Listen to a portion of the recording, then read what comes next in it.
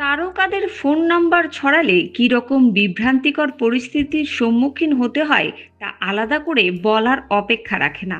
এর আগে the Kerala story cinema hit করার পর আদা শর্মার ফোন নাম্বার ছড়ানোয় পুরো ফোনে অতিষ্ঠ হয়েছিলেন অভিনেত্রী।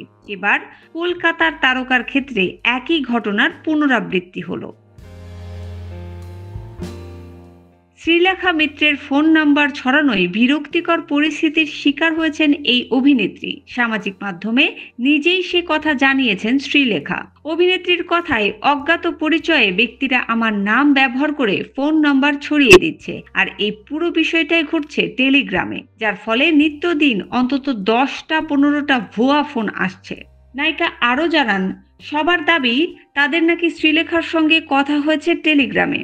এই অভিনেত্রীর ভাষ্যমতে, কার পাকা ধানে মই দিলাম ভাবছি।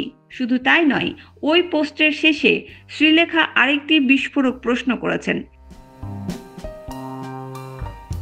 সেটিতে লেখা আছে, এমস, তুমি যেই হও না কেন, আমি কেন এখনো তোমার কাছে ভয়ের কারণ সেটি জানতে ইচ্ছে করে। যদিও কিভাবে এই বিপত্তি ঘটেছে তা এখনো জানা যায়নি। শ্রীলেখা নিজেই পোস্টের কমেন্ট সেকশন বন্ধ করে রেখেছেন।